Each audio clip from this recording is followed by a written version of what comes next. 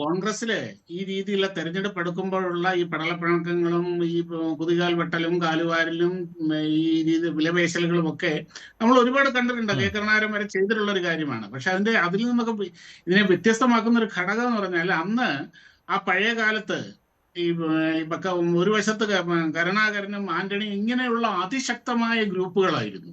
അതിശക്തരായ നേതാക്കന്മാരുടെ വളരെ highly influential ആയിട്ടുള്ള ജനസ്വാധീനമുള്ള വലിയ നേതാക്കന്മാരുടെ ആ ഒരു കളിയായിരുന്നു അവിടെ നടന്നിരുന്നത്.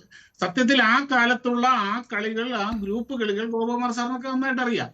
ആ കളികളൊക്കെ ആത്യന്തികമായിട്ട് കോൺഗ്രസിനെ ശക്തിപ്പെടുത്തുകയാണ് ചെയ്തിട്ടുള്ളത്. സത്യത്തിൽ അവരുടെ പാർട്ടി പ്രവർത്തനം എന്ന് പറയുന്നത് തന്നെ ഈ ഗ്രൂപ്പ് കളിയാണ്, ഗ്രൂപ്പ് മത്സരങ്ങളാണ്.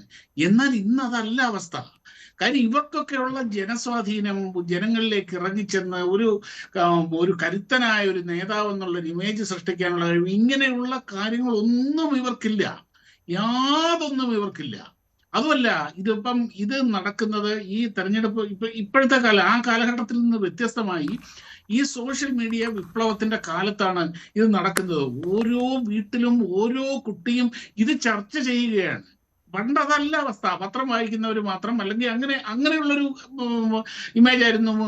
അധികം മീഡിയകളില്ല, ആകാശവാണിയും ദൂരദർശനും മാത്രമേ ഉള്ളൂ. എന്നാൽ ഇന്ന് അതല്ല അവസ്ഥ. അതുകൊണ്ട് തന്നെ തെരഞ്ഞെടുപ്പ് അടുത്ത സമയത്ത് ഇതുപോലെയുള്ള കാര്യങ്ങൾ ഒരു പ്രസ്ഥാനത്തിന്, കോൺഗ്രസിനെന്നല്ല ഒരു പ്രസ്ഥാനത്തിനും അഫോർഡ് ചെയ്യാൻ കഴിയില്ല. അതിന്റെ ആ ലെവല് വിട്ടുപോയി. ശരിയാ, അതിനോട് അടുക്കുന്ന സമയത്ത് ഉണ്ടാകുന്ന സ്വാഭാവികമായ തർക്കങ്ങൾ എന്നതിനേക്കാളൊക്കെ ഇത് പോയി കഴിഞ്ഞു. അവിടെയാണ് അത് മാത്രമല്ല, ഇനിയിപ്പോ ഇതെങ്ങനെങ്കിലും ഒന്ന് പരിഹരിച്ചാൽ തന്നെ ഈ ഒരു ഡാമേജ് കൺട്രോൾ എക്സസൈസ് നടത്താനുള്ള സമയവുമില്ല. കാര്യം ഇനിയും വേണം. ഇനി ഒരു തെരഞ്ഞെടുപ്പിൽ ഇപ്പം ഗോപകുമാർ സാർ എക്സാക്ട്ലി പറഞ്ഞ പോലെ ഒരു തരംഗം രൂപപ്പെട്ടു വരേണ്ട സമയമായത്. ഒരു തരംഗം ഉണ്ടെങ്കിൽ, ആ തരംഗം രൂപപ്പെട്ടു വരണമെന്നുണ്ടെങ്കിൽ അതിന്റെ മുകളിലുള്ള, ആ വിഷയത്തിന്റെ മേളിലുള്ള വളരെ വലിയ ചർച്ചകൾ സമൂഹത്തിൽ നടക്കണം. അതിനെ ഫോക്കസ് ചെയ്തുകൊണ്ടുള്ള പ്രചരണങ്ങൾ നടക്കണം.